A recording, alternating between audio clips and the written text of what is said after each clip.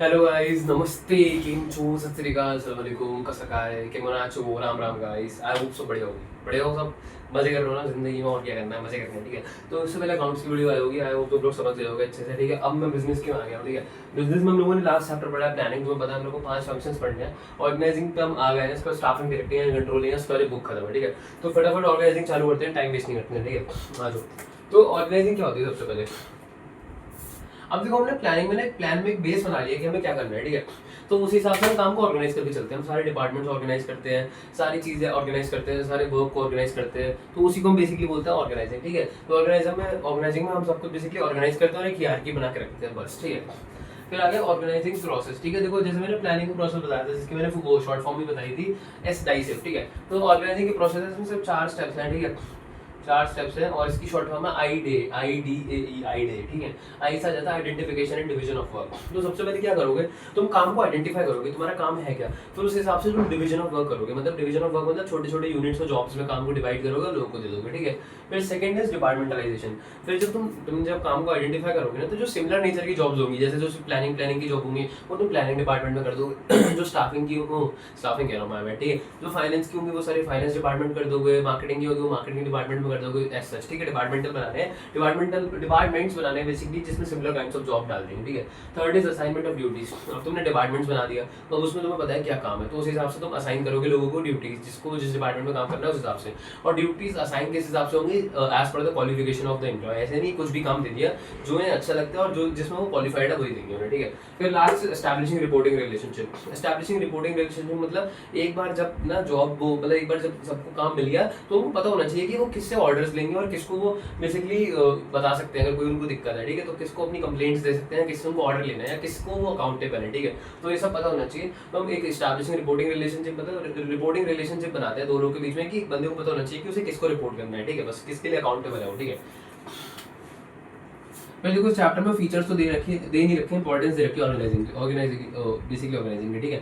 देखो, पहली है बेनिफिट्स एंड स्पेशलाइजेशन। अब जब तुम सारा काम डिपार्टमेंट्स में बांट दोगे, ठीक है, उसके हिसाब से तुम बंदे को काम दोगे, ठीक है, तो अब वो उसी काम को डेली करेगा, ठीक है। अब ये नहीं उसको एज पर द क्वालिफिकेशन देखो एक काम मिल गया तो वही काम को डेली करेगा, तो एक टाइम बाद वो स्पेशलाइज हो जाएगा उसी काम में, तो it benefits and specialisation. Second is clarity in working relation. देखो, अब तुम ड्यूटीज को असाइन करोगे, तुम्हें बताओगे किसको किसको रिपोर्ट करना है, कौन किसको अकाउंटेबल है, तो उसके बाद सब कुछ सिमिलर चलेगा, सब कुछ सिमिलर ही चलता रहेगा, कोई चेंजेस तो है नहीं, ठीक है। तो सब सॉर्टेड वे में चलेगा, जिससे क्या होगा, क्लैरिटी होगी वर्किंग रिलेशनशिप में कि किसको किसको अकाउंटेबल है, कौन किसको अकाउंटेबल है बेसिकली, ठीक है। Third is optimum utilisation of resources. अब देखो, तुम डिपार्टमेंट्स में बांटोगे काम को और असाइनमेंट करोगे ड्यूटीज का, तो कोई भी काम रिपीट नहीं हो रहा है, ठीक है। तो इससे अच्छे से बेसिकली ऑर्गेनाइज करोगे कि कोई भी काम दूसरी बार ना हो रहा हो, ठीक है। तो यूटिलाइज रिसोर्सेज है उनको ऑप्टिमम यूटिलाइजेशन होगा और कोई भी वेस्टेज नहीं होगा, ठीक है। Fourth is adoption to change. अब देखो, अगर कोई भी बाहर चेंजेस आएंगे ना, तो हमारा जो प्लानिंग डिपार्टमेंट का हेड होगा या कोई भी हेड होगा, वो इजीली हम लोग को अवेलेबल कर देगा, जिससे हम लोग वो मतलब बाहर के बिजनेस एनवायरनमेंट की चेंजेस के हिसाब से अपने को ढाल पाएंगे, क्योंकि भाई अडॉप्शन टू चेंज। देखो, अब हम लोग एक अच्छे सॉर्टेड वे में काम कर रहे हैं ना, कोई क्योस नहीं है, कुछ नहीं है, तो आराम से लोग अडेप्ट कर सकते हैं नई चेंजेस को और नई चीज़ों को, नई टेक्नोलॉजी को, ठीक है। लास्ट नहीं है, ठीक है। Fifth is effective administration. अब देखो, सबको पता है कि उनको क्या करना है, ठीक है, सबको अपना काम पता है क्या करना है, और सबको पता है कि कौन किसको रिपोर्ट कर सकता है, ठीक है। तो सारा एडमिनिस्ट्रेशन है वो इफेक्टिव होगा, क्योंकि मेरे को पता है कि मेरे को उसको ऑर्डर देना है, मैं उसको दे सकता हूँ, ठीक है। तो एडमिनिस्ट्रेशन जो होगा इफेक्टिव होगा, वो साथ में चल के होगा, ठीक है, साथ में मिलकर काम करेंगे सब। फिर होगा एक्सपेंशन एंड ग्रोथ। अगर सब काम इतने सॉर्टेड वे में चलेगा, कोई भी दिक्कत नहीं होगी, ऑप्टिमम यूटिलाइजेशन और रिसोर्सेज हो रहा होगा, मिनिमम वेस्टेज होगा, तो ऑफ कोर्स भाई तुम्हारा एक्सपेंशन भी होगा और ग्रोथ भी होगी, ठीक है। Last is development of personal मतलब तुम्हें पता है एम्प्लॉय, ठीक है। एम्प्लॉय का डेवलपमेंट कैसे हो रहा है, देखो इस चैप्टर में तुम आगे जाकर भी पढ़ने वाले हो। देखो क्या है डेलीगेशन ऑफ अथॉरिटी। डेलीगेशन में क्या होता है ना, इस मतलब उसमें क्या होता है ना, बेसिकली ना, जब हमारा मैनेजर होते हैं, जैसे नॉर्मल मैनेजर्स है, मान लो मैं मैनेजर हूँ, मैं बिजी हूँ, मेरे पे और हमारे बहुत सारे जरूरी काम है करने को, तो मेरा जो लीस्ट इंपॉर्टेंट काम है जिसकी जरूरत मतलब मैं जरूरी नहीं है कि मैं ही करूँ, कोई और भी करेगा तो कर सकता है, तो मैं अपने एम्प्लॉय को पावर दे देता हूँ कि वो करे काम। तो अब जब वो एम्प्लॉय को काम करेगा ना, तो उसके अंदर मोटिवेशन आएगा, वो कहेगा अरे भाई मेरे मैनेजर ने मेरे को काम करने को दिया, मतलब वो समझता है कि मैं केपेबल हूँ, ठीक है। तो वो अपनी क्रिएटिविटी यूज करेगा, जिससे क्या होगा, उसका डेवलपमेंट होगा, ठीक है, क्योंकि इसमें एक प्रोसेस आता है डेलीगेशन, इसकी वजह से हम बोलते हैं डेवलपमेंट ऑफ पर्सनल, ठीक है। आगे और अच्छे से बताऊंगा। ये हो गया, तो ये होगा इंपॉर्टेंस, ठीक है। उसके बाद एक आ जाती है चीज ऑर्गेनाइजेशन स्ट्रक्चर। भाई देखो, जब ना ऑर्गेनाइजिंग का प्रोसेस हम लोग परफॉर्म कर रहे होते हैं ना बेसिकली, तो उसमें हम फिर जब वो ऑर्गेनाइजिंग का प्रोसेस बेसिकली हम परफॉर्म कर देते हैं, तो उसके बाद ना हम लोगों के पास एक बेसिकली एक तरीके का वो बोलते हैं ना कि क्या बोलूँ मैं, रोड मैप तो नहीं बोलूंगा, मतलब एक टाइप ऑफ, जैसे आर्किटेक्चर्स बनाते हैं ना, घर का नक्शा बनाते हैं, वैसे हम लोग एक नक्शा बन के आ जाता है जिसमें पता होता है कि कौन किसको अकाउंट को रिपोर्ट करेगा किसको, और कौन सा काम क्या कर रहा है, कि कौन क्या काम कर रहा है बेसिकली। तो उसके बाद एक जब हम ऑर्गेनाइजेशन प्रोसेस करते हैं ना परफॉर्म, तो एक ऑर्गेनाइजेशन स्ट्रक्चर बन के आ जाता है जिसमें सबको पता होता है कि किसको कौन रिपोर्ट करेगा, किसका काम क्या है, सब कुछ पता होता है। तो उससे एक ऑर्गेनाइजेशन स्ट्रक्चर निकल के आता है। और जो ये ऑर्गेनाइजेशन स्ट्रक्चर है ना, वो किस पे डिपेंड करता है, स्पैन ऑफ मैनेजमेंट पे। देखो स्पैन ऑफ मैनेजमेंट क्या होता है स्पैन ऑफ मैनेजमेंट मतलब मान लो कि एक होते हैं सुपीरियर और एक होते हैं सबऑर्डिनेट, ठीक है। सुपीरियर मतलब बॉस और सबऑर्डिनेट मतलब जो उनके नीचे काम कर रहे हैं, ठीक है। तो स्पैन ऑफ मैनेजमेंट मतलब ये होता है कि एक सुपीरियर कितने सबऑर्डिनेट को हैंडल कर पा रहा है इफेक्टिवली। मान लो मैं सुपीरियर हूँ, मैं बॉस हूँ, ठीक है, मैं मान लो 10 एम्प्लॉयज को हैंडल कर सकता हूँ अपने अंदर, उससे ज्यादा मेरी औकात नहीं है, ठीक है। अगर मैं 10 को भी मिनिमम हैंडल कर पा रहा हूँ तो मेरा स्पैन ऑफ मैनेजमेंट 10 होगा, ठीक है। तो उसी स्पैन ऑफ मैनेजमेंट के हिसाब से ऑर्गेनाइजेशन स्ट्रक्चर डिपेंड होता है, क्योंकि हियरार्की उसी हिसाब से बनती है, ठीक है। अगर मैं 10 की जगह 5 को हैंडल कर पा रहा होता तो 5 कोई और हैंडल कर रहा होता तो उससे और लंबा हो जाता ऑर्गेनाइजेशन स्ट्रक्चर, वैसे ही होता है, ठीक है। तो span of management means how many subordinates can a superior manage effectively, ठीक है। फिर देखो ऑर्गेनाइजेशन स्ट्रक्चर भी दो टाइप्स के हो जाते हैं, ठीक है। एक हो जाता है फंक्शनल स्ट्रक्चर, एक होता है डिविजनल स्ट्रक्चर, ठीक है। तो फंक्शनल स्ट्रक्चर और डिविजनल स्ट्रक्चर में फर्क क्या होता है, दो तरह की कंपनीज होती हैं तुम्हें, ठीक है। एक होती है यूनी प्रोडक्ट कंपनीज और एक होती है multi product companies. Uni product मतलब जो एक ही टाइप का प्रोडक्ट प्रोड्यूस कर रहे होते हैं, और मल्टी प्रोडक्ट मतलब जो बहुत सारे प्रोडक्ट्स कर रहे होते हैं। जैसे मेरे पापा उनका भी बिजनेस है, वो सिर्फ हींग प्रोड्यूस करते हैं, हम लोग का हींग का काम है, कुछ भी नहीं करते हम, ठीक है। तो हम लोग एक यूनी प्रोडक्ट कंपनी है, मतलब हमारा सिर्फ एक ही प्रोडक्ट है। बट मल्टी प्रोडक्ट कंपनी से रिलायंस तो बहुत सारी चीजें, ज्वेलरी वगैरह सब कुछ बेचते हैं, रिलायंस तो तुम्हें पता ही है, ठीक है। तो वो सब हो गई मल्टी प्रोडक्ट कंपनी, ठीक है। तो मान लो अगर एक कंपनी है जिसमें सारा काम फंक्शंस के बेसिस पे डिवाइड हो रखा है तो उसको हम बोलते हैं फंक्शनल स्ट्रक्चर, और अगर डिविजन्स के आधार पे डिवाइड हो रखा है तो बोलते हैं डिविजनल स्ट्रक्चर। देखो फंक्शनल स्ट्रक्चर में क्या होता है, अब मैंने बोला फंक्शंस, अब देखो फंक्शंस क्या होते हैं, बेसिकली फाइनेंस, मार्केटिंग, प्रोडक्शन या सेल्स, ये सब हो गया। अगर इस हिसाब से डिपार्टमेंट में सब कुछ डिवाइडेड है ना फंक्शंस के हिसाब से, तो हम उसको बोलेंगे functional structure. But divisional structure तब आता है जब प्रोडक्ट के बेसिस पे डिवाइड होता है, मतलब कि मान लो कि कॉस्मेटिक्स का काम, ये कॉस्मेटिक का अलग डिपार्टमेंट है और फुटवेयर का अलग डिपार्टमेंट है, मेडिसिन का अलग डिपार्टमेंट है, ठीक है। तो ये यूनी प्रोडक्ट कंपनी का होता है, ये मल्टी प्रोडक्ट कंपनी का होता है। तो फंक्शनल स्ट्रक्चर में बेसिकली जो भी काम डिवाइड होता है ना वो फंक्शंस के आधार पर डिवाइड होता है। जैसे मार्केटिंग डिपार्टमेंट ये है, फाइनेंस डिपार्टमेंट ये है, सेल्स डिपार्टमेंट ये है। बट जो डिविजनल स्ट्रक्चर है ना, इसमें सारा काम बेसिकली प्रोडक्ट्स के व्यू से डिवाइड होता है, प्रोडक्ट्स में डिवाइडेड होता है बेसिकली। जैसे कि फुटवेयर का अपना अलग डिपार्टमेंट है, मेडिसिन का अलग डिपार्टमेंट है, उसके अंदर फिर वही वाली चीज हो रखी होती है, मार्केटिंग सेल्स। बट इसमें सिर्फ मार्केटिंग सेल्स फाइनेंस वगैरह की तरफ से मतलब फंक्शन के बेसिस पे डिवाइड होता है, और इसमें प्रोडक्ट के बेसिस पे, मतलब वही मैंने बोला कॉस्मेटिक्स, फुटवेयर वगैरह वगैरह, मेडिसिन वगैरह पर, ठीक है। तो अब देखो फंक्शनल स्ट्रक्चर के हमारे एडवांटेजेस क्या है। देखो फंक्शनल स्ट्रक्चर के एक दो एडवांटेज मैं बता देता हूँ, 3-4 बताता हूँ, बाकी मैंने नोट्स में लिखे हैं, बुक में भी लिखे हैं, ठीक है। तो फंक्शनल स्ट्रक्चर के एडवांटेज क्या है हमारे पे, एक तो हमारे पे ऑक्यूपेशनल स्पेशलाइजेशन आता है। मतलब ऑक्यूपेशनल स्पेशलाइजेशन मतलब हम काम अच्छे से कर पाते हैं, क्योंकि हमें पता है कि हमें वही काम करना है, वही फाइनेंस है, वही मार्केटिंग है, वही सेल्स है, ठीक है। दूसरा है कॉस्ट इफेक्टिव है, इसमें ज्यादा पैसा नहीं लगता, क्योंकि अब तो मानो अगर तुम डिविजनल स्ट्रक्चर में काम कर रहे हो तो भाई तुम्हें पता है डिविजनल स्ट्रक्चर में हर प्रोडक्ट के लिए अलग से तुम्हें मार्केटिंग, सेल्स, फाइनेंस वगैरह करना पड़ेगा हर प्रोडक्ट के लिए। बट इसमें तो सिंगल प्रोडक्ट है, मतलब एक ही प्रोडक्ट है, तो एक ही बार तुम्हें मार्केटिंग, फाइनेंस, सेल्स वगैरह की चीजें करनी है, तो उसमें ऑब्वियसली कॉस्ट कम आती है, ठीक है। और ऊपर से थर्ड इज की मैं ये बोल सकता हूँ कि एक तो इफेक्टिव एडमिनिस्ट्रेशन होता है, ठीक है। और देखो फंक्शन स्ट्रक्चर के कुछ डिसएडवांटेजेस भी होते हैं, ठीक है। अब फंक्शन स्ट्रक्चर के डिसएडवांटेजेस क्या होंगे, ठीक है। एक तो भाई क्लैरिटी, मतलब एक तो वो है कि हम लोग अकाउंटेबिलिटी फिक्स नहीं कर सकते। मतलब समझ लो कि मान लो कि मेरी कंपनी में लॉसेस हो रहे हैं, ठीक है। अब मैं ये नहीं बता सकता कि ये फंक्शन मतलब ये फाइनेंस की वजह से हो रहे हैं, सेल्स की वजह से हो रहे हैं, क्योंकि सब इंटरकनेक्टेड है ना, कि फाइनेंस से ही सेल्स जुड़ा हुआ है, उससे प्रोडक्शन जुड़ा हुआ है, तो मैं ये नहीं बता पाता कि किसकी वजह से लॉसेस हो रहा है। बट अगर तुम डिविजनल स्ट्रक्चर में जाओगे तो इसमें तुम बता सकते हो कि किसकी वजह से लॉसेस हो रहे हैं, क्योंकि फुटवेयर, कॉस्मेटिक्स वगैरह सब अलग से काम कर रहे हैं। अगर तुम्हें पता फुटवेयर से कम पैसा आ रहा है तो मतलब फुटवेयर की वजह से लॉस हो रहा है, ठीक है। तो उसमें हम अकाउंटेबिलिटी आराम से फिक्स कर पाते हैं, ठीक है। और फंक्शन स्ट्रक्चर का ये है कि अब भाई फंक्शन स्ट्रक्चर के जो मैनेजर्स होते हैं ना वो और कहीं काम नहीं कर सकते। मान लो फंक्शन स्ट्रक्चर में मेरे को काम दिया फाइनेंस के अंडर, ठीक है। अब मैं फाइनेंस के अंडर ही काम कर सकता हूँ। अगर मेरा मुझसे कोई बोले कि भैया जाके परचेज डिपार्टमेंट में, बेसिकली प्रोडक्शन डिपार्टमेंट में काम कर लो 2-4 दिन के लिए, वहाँ पे एक एम्प्लॉय एब्सेंट है, तो मैं नहीं कर पाऊंगा, क्योंकि मेरे को सिखाया ही वही गया है। बट अगर तो इसमें देखा जाए डिविजनल स्ट्रक्चर में, तो इसमें बंदा हर चीज के लिए रेडी रहता है। अगर क्योंकि इसमें तो देखो चारों में सब काम सेम चल रहा है ना। अगर मेरे में ऐसा है कि मेरे यहाँ पे बेसिकली मान लो कि प्रोडक्शन में कोई काम नहीं कर पा रहा है, मतलब कोई छुट्टी में गया है, मान लो कॉस्मेटिक्स में, तो मैं फुटवेयर से बुलवा लूंगा, ठीक है, तो उसमें आराम से वो भी हो सकता है, ठीक है। यही सब है, ठीक है, इसके एडवांटेज डिसएडवांटेज, और मैं कुछ लिख भी दूंगा, ठीक है, मैं बता दूंगा नोट्स में लिख के, ठीक है।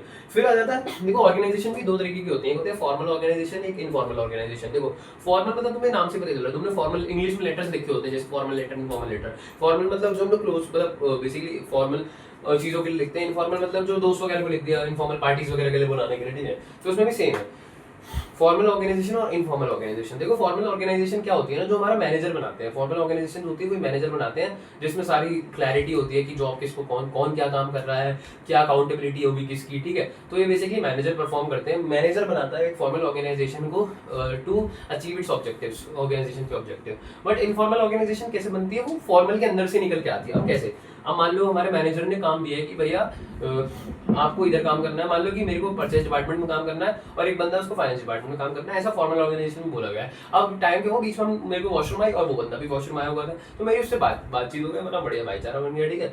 तो अब ये जो हम लोग की दोस्ती बन के आई ना, ऐसे बहुत सारी दोस्ती बन जाती है बहुत सारे लोगों के बीच, तो इसको हम बोलते हैं इनफॉर्मल ऑर्गेनाइजेशन। तो जो इनफॉर्मल ऑर्गेनाइजेशन होती है ना, वो within the formal organisation निकल के आती है, जब लोग एक दूसरे से इंटरेक्ट करते हैं, बातचीत करते हैं, ठीक है। अब इनके भी कुछ एडवांटेज डिसएडवांटेज है। देखो जो फॉर्मल ऑर्गेनाइजेशन है ना, इसमें भाई कम्युनिकेशन एकदम क्लियर होती है और एक फॉलो, मतलब एक फॉर्म में चलती है, एक रूट में चलती है, क्योंकि तुम एक के बाद एक काम करना है, मतलब ऐसा इसमें बेसिकली वो स्केलर चेन तुमने पढ़ा था ना, स्केलर चेन, इसमें स्केलर चेन फॉलो होती है, क्योंकि भाई ए बी से कम्युनिकेट करता है, फिर बी सी से करता है। बट अगर तुम इनफॉर्मल में देखोगे तो सब कोई भी एक दूसरे से काम कर रहा है, ठीक है। अब फॉर्मल में ये भी होता है कि फॉर्मल का ना मेन ऑब्जेक्टिव होता है ऑर्गेनाइजेशन के गोल्स अचीव करना, बट इनफॉर्मल में ऐसी कोई बात ही नहीं हो रही, तो वो इनफॉर्मल के डिसएडवांटेज है, ठीक है। तो एक के जो एडवांटेज है वही दूसरे के डिसएडवांटेज है। तो फॉर्मल में क्या है, फॉर्मल ना काम पे ज्यादा ध्यान देते हैं और जो इंटरपर्सनल रिलेशनशिप्स होते हैं उन पे कम ध्यान देते हैं, बट जो इनफॉर्मल होता है वो इंटरपर्सनल रिलेशनशिप पे ध्यान देता है, बट काम पे कम ध्यान देता है, ठीक है। तो वही सब आता है फॉर्मल ऑर्गेनाइजेशन और इनफॉर्मल ऑर्गेनाइजेशन में। बेसिकली फॉर्मल ऑर्गेनाइजेशन मैनेजर्स बनाता है गोल्स अचीव करने के लिए, और जो इनफॉर्मल होती है वो within the formal organisation ही निकल के आती है, बिकॉज ऑफ देयर इंटरेक्शंस और फ्रेंडली टॉक्स एक दूसरे के बीच में, ठीक है। फिर आ जाता है डेलीगेशन। मैंने तुम्हें बताया डेलीगेशन क्या होता है, यहाँ पे मैंने बताया था डेवलपमेंट ऑफ पर्सनल में, ठीक है। डेलीगेशन में भाई क्या होता है, देखो मान लो एक मैनेजर है, ठीक है। अब manager doesn't matter how capable he और शी इज, कितना भी केपेबल है, कैन नॉट मतलब डू ओन, मतलब क्या can not do the whole work on his own, मतलब ऑन हिज या हर ओन, मतलब सारा काम, भाई कितना भी कैपेबल मैनेजर हो ना, वो सारा काम खुद नहीं कर सकता। ये बहुत इम्प्रैक्टिकल बात है ना भाई, क्योंकि कितना काम होता है भाई ऑर्गेनाइजेशन में, पता है बड़ी बड़ी एमएनसीज में कितना काम होता है, एक अकेला मैनेजर कितने हद तक कर लेगा, ठीक है। वो इम्प्रैक्टिकल बना देती है बात की, वो सारा काम कर सकता है, ठीक है। तो इसमें क्या करता है ना मैनेजर, जो रूटीन वर्क होता है ना, जो ईजी काम होता है, वो ना अपने बेसिकली सबऑर्डिनेट को ट्रांसफर कर देता है कि तुम करो भाई, ठीक है। तो डेलीगेशन यही प्रोसेस है। इसमें क्या होता है, बेसिकली सुपीरियर अपनी पावर को बेसिकली ट्रांसफर कर देता है अपने सबऑर्डिनेट को कि वो काम करे रूटीन वर्क को, ठीक है। इससे क्या होता है भाई, हमारा जो बेसिकली एम्प्लॉय है वो खुश हो जाता है, उसको मतलब मोटिवेशन मिलता है, उसकी जो क्रिएटिविटी होती है वो जाती है, जिससे डेवलपमेंट ऑफ पर्सन होता है, मैंने बताया, ठीक है। तो डेलीगेशन में हो जाता है बेसिकली अपना जो सुपीरियर होता है ना, वो अपना रूटीन वर्क बेसिकली सबऑर्डिनेट को पास कर देता है, ठीक है। अब जो डेलीगेशन है उसके 3 एलिमेंट्स होते हैं, ठीक है। Authority, responsibility, accountability. अब देखो अथॉरिटी मतलब तुम्हें मैंने बताया था, अथॉरिटी रिस्पॉन्सिबिलिटी बताया था। Authority means power to take decision, ठीक है। तो जो हमारा एम्प्लॉय मतलब बेसिकली सुपीरियर होता है ना, वो सबऑर्डिनेट को पावर देता है, पावर टू टेक डिसीजन, ठीक है। तो उसको हम बोलते हैं अथॉरिटी। हम अब वो डिसीजन ले सकता है अपने लिए उस टास्क के लिए, जो टास्क के लिए उसे काम दिया गया है, ठीक है। और अथॉरिटी भाई डाउनवर्ड फ्लोइंग होती है, मतलब ऊपर से नीचे फ्लो होती है। तो मैं बताया था उस वाले चैप्टर में भी, मैंने चैप्टर 2 में, ठीक है। डाउनवर्ड फ्लोइंग की होती है क्योंकि ऊपर वाला जो सुपीरियर होता है वही सबऑर्डिनेट को पावर दे सकता है, अथॉरिटी दे सकता है, इसलिए वो डाउनवर्ड फ्लोइंग होती है, ठीक है। और जो responsibility means obligation to do work, मतलब मैं रिस्पॉन्सिबल हूँ काम करने के लिए, मुझे काम करना ही करना है, ठीक है। और तो रिस्पॉन्सिबिलिटी अपवर्ड ट्रांसफर होती है, ठीक है। अपवर्ड मतलब कि बेसिकली मैं रिस्पॉन्सिबल हूँ अपने सुपीरियर को, जो सबऑर्डिनेट्स होते हैं वो अपने सुपीरियर को रिस्पॉन्सिबल होते हैं ना, तो वो अपवर्ड स्लोपिंग होती है, ठीक है, फ्लोइंग होती है। उसके बाद अकाउंटेबिलिटी आ गया। अकाउंटेबिलिटी मतलब होती है जवाबदेही, ठीक है, मतलब आंसरेबल फॉर फाइनल आउटपुट, ठीक है। अकाउंटेबिलिटी ये मतलब ये होती है कि मतलब अगर मेरा काम कंप्लीट नहीं हुआ तो मेरे को जवाब देना पड़ेगा, मैं भाग नहीं सकता उससे। जैसे सरकार का होता है, ठीक है, कि भाई अगर कुछ करा काम नहीं किया तो उन पे वो हक है भाई बेसिकली जनता का, कि वो पूछ सकते हैं, ठीक है। तो अकाउंटेबिलिटी मतलब जवाबदेही होता है, ठीक है।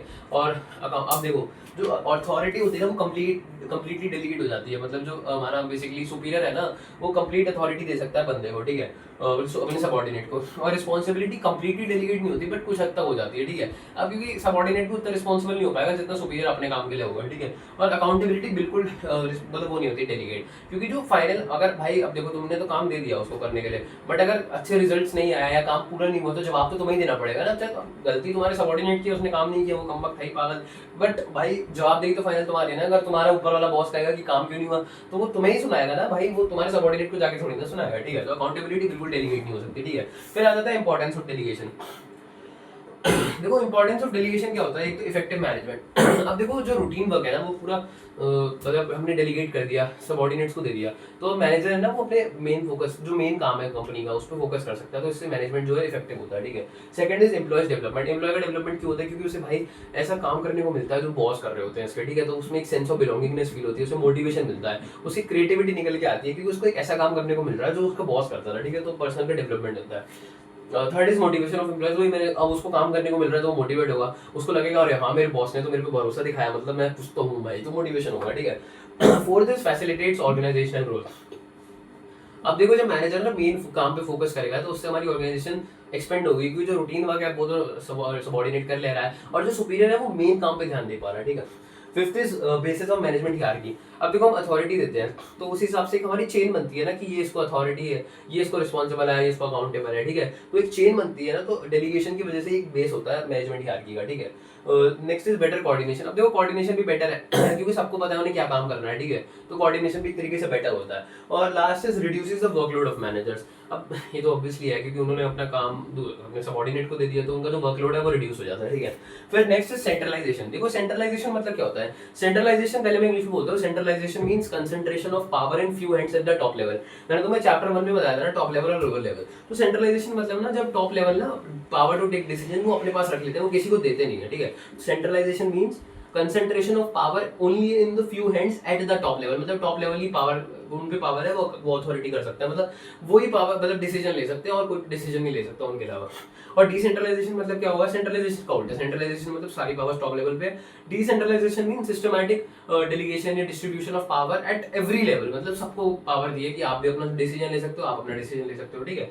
बट हमारे टेलर भैया ने याद है क्या कहा था, टेलर भैया ने कहा था सेंट्रलाइजेशन और डिसेंट्रलाइजेशन होना तो चाहिए, टेलर नहीं सॉरी उसमें फ्योल भाई ने बोला था कि बट कंप्लीट सेंट्रलाइजेशन या कंप्लीट डिसेंट्रलाइजेशन नहीं होना चाहिए, दोनों का एक तरीके का मिक्सचर होना चाहिए कि जो मेन बेसिकली इंपॉर्टेंट मैटर्स है, इंपॉर्टेंट डिसीजंस है ना वो टॉप लेवल ले, और जो नॉर्मल डिसीजंस है वो हमारे बॉटम लेवल वाले या मिडिल लेवल वाले ले सकते हैं, ठीक है।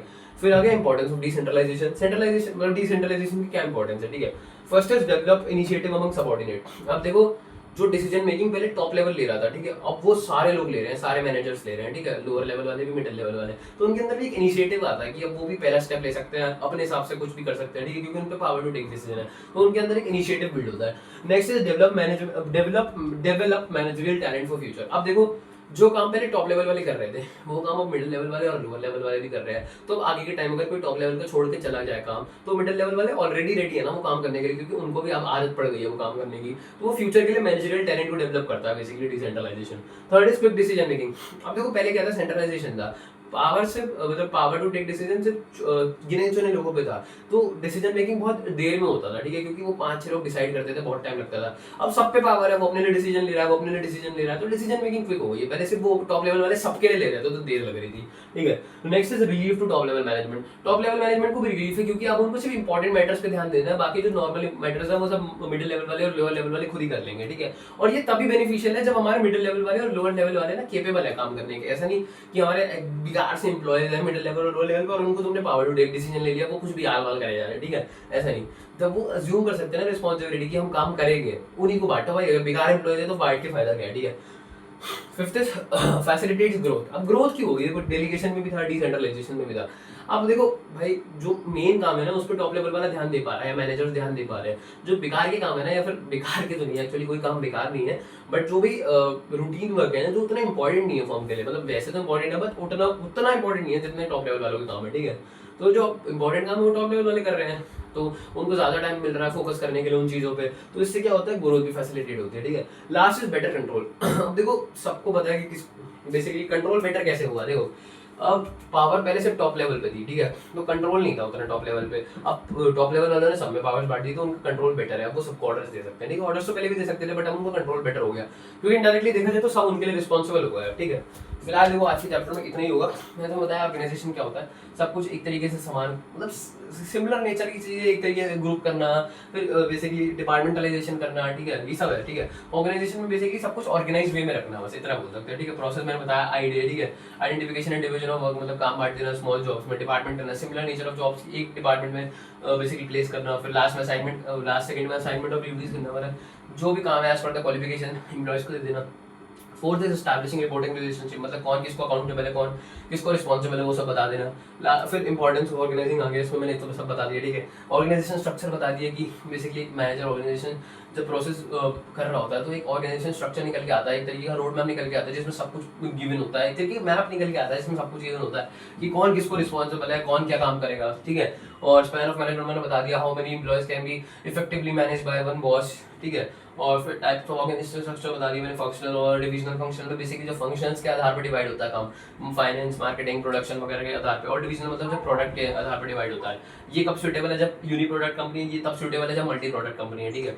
इसमें जैसे फुटवेयर हो गया, गारमेंट्स हो गया, ठीक है, और क्या हो गया, बेसिकली मेडिसिन हो गया, कुछ भी हो गया, ठीक है, कॉस्मेटिक्स हो गया, उन सब में बट गया, ठीक है। फिर आ गया फॉर्मल इनफॉर्मल ऑर्गेनाइजेशन। फॉर्मल मतलब जो मैनेजर बनाता है जिससे हमारा गोल्स अचीव हो पाए, इनफॉर्मल जो उसी के within the formal organisation निकल के आते हैं out of interaction and basically talking between the employees, ठीक है। फिर आगे डेलीगेशन। डेलीगेशन मतलब हमारा जब सुपीरियर थोड़ा बहुत काम, रूटीन वर्क बेसिकली डेलीगेट कर देते हैं हमारे सबऑर्डिनेट को, जिससे वो मेन काम पे फोकस कर पाए। एलिमेंट्स बता दिए, authority, responsibility, accountability. Authority means right to take decision, responsibility means obligation to do work, and accountability means answerable for the final output, ठीक है। इंपॉर्टेंस ऑफ डेलीगेशन तो मैं बता दिया मैंने। Centralisation means concentration of power only at the few hands at the top level, ठीक है। Decentralisation उसका उल्टा मतलब सिस्टमैटिक डेलीगेशन या distribution of powers at every level, ठीक है। इंपॉर्टेंस ऑफ डिसेंट्रलाइजेशन बता दिया, ठीक है। तो आज के चैप्टर में इतना ही। आई नो ये थोड़ा सा बोरिंग चैप्टर है, एक बार दिमाग लगा के अगर समझ लिया फिर से समझ लेना, अगर कुछ समझना है बता देना, मैं फिर से वीडियो बना दूंगा, कोई टेंशन नहीं है।